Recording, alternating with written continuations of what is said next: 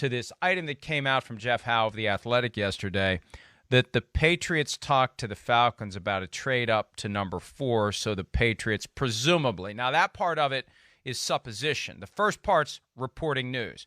Talk to the Falcons about trading up to number 4. And listen, I hate to do this, but we need the audience to understand what happens. Everybody talks to everybody else about every possible scenario. You have those conversations. Doesn't mean you're going to do it, but you don't know that it's not a possibility until you know what they'd want. And then you factor that in. All right, we could go to 4. Here's what it would cost us. We could go to 6. Here's what it would cost us. We could go to 8. Here's what it would cost us. It's part of your due diligence. So just the fact that they had conversations isn't significant in and of itself. It would be significant if they had no conversations at all. Right. But the other side of it is this Justin Fields to the Patriots idea. NFL media was pushing that over the weekend. The Patriots possibly trading up to some level, to some number, to some spot to get Fields. And I know that you don't buy it, but it's just it's a microcosm of this wildly diverging opinion on Justin Fields. Right. Well, I think the first thing is like I don't really see anybody reporting it. It's just like thinking. I think Tom Pelissero did. He's reported it. Did. Okay, that's the only. Everybody's thinking likely they're trading up for Justin Fields. It's all about like a wish.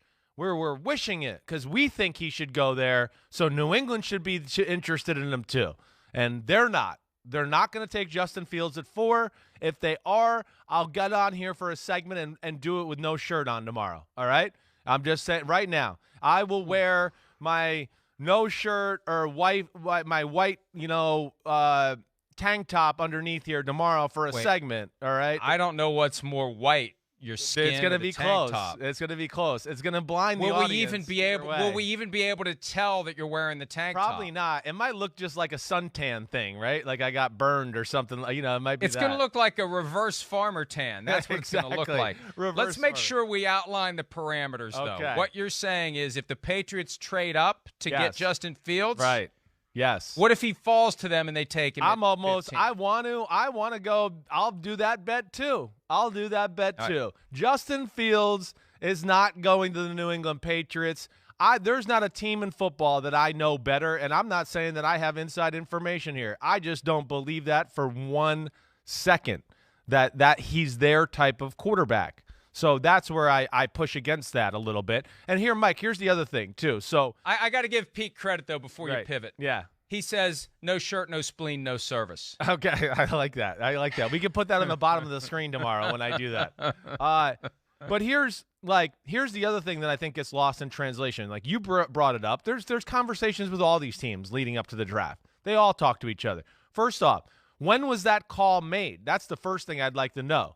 I mean, was that call made way back when, before the 49ers traded for Mac Jones?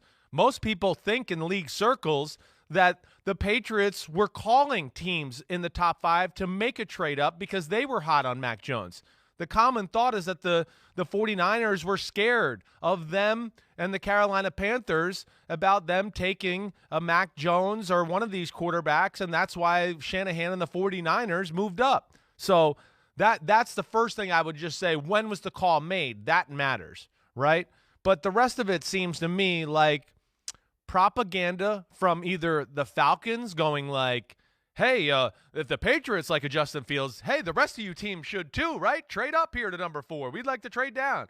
It's either that or something from Justin Fields' camp, but I don't buy it, and I haven't seen any, like I said, solid reporting, even though you said Pelissero said something about it. I didn't see that. Yeah, and that's the thing. You never know who's trying to put the Jedi mind trick on someone else. I mean, if your guy Kyle Shanahan, for those of you new to the show, the head coach of the 49ers, Chris and Kyle are old friends back to their days at Texas. But if Kyle Shanahan truly believes, if he hears something from someone he trusts, that Bill Belichick is sufficiently interested in Justin Fields that he's considering opportunities to trade up, does that make Kyle go back to the cave last night and rewatched Justin Fields' film just to make sure he's not missing something that the greatest coach in the history of organized sports has spotted in Justin Fields? I don't think so. I don't think it'll do that to a guy like Kyle Shanahan, who's going to be like confident in his ability and his offensive ability and his evaluation of quarterbacks and things like that, to where he's just going to be like, oh, okay, you know, all right, Bill likes him. I mean, Bill likes him more than I do. You know, so I don't think so, but I do think there's people in the league that could like affect.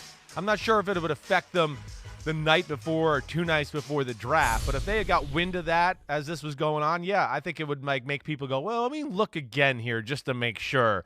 Am I really hearing this right? Or, you know, does Bill see something I don't? Whenever New England's involved in any of these conversations, everybody gets tight because they're like, oh gosh, they know something we don't, just like usual. What do they know? And that's what scares everybody. But I don't buy that. I don't see that as being really a fit with what the Patriots would like. And really, you know, I am interested to know if the trade rumor is real, like as of right now. Like, are they looking to trade up to move to number 4? Because this is the other thing I would say too, Mike, with the Patriots. We haven't heard a rumor from the draft about them in 20 years. And all of a sudden, one of the biggest drafts ever, we're like, oh, they're announcing to everybody, we're going to number 4 for Justin Fields. Like, I just have a hard time buying all of that. If they really like Justin Fields, we wouldn't know at all. We'd have no clue. Just like free agency, we had no clue they were going to do that. New England keeps everything too close to the vest. Nobody knows anything up there except for Bill, Mr. Kraft, and like one other guy. So nothing gets out. So I have a hard time thinking that's a real rumor. And what I am Here's the interested exact is, language. Hang on, because I got 2 things to say. Cool. One.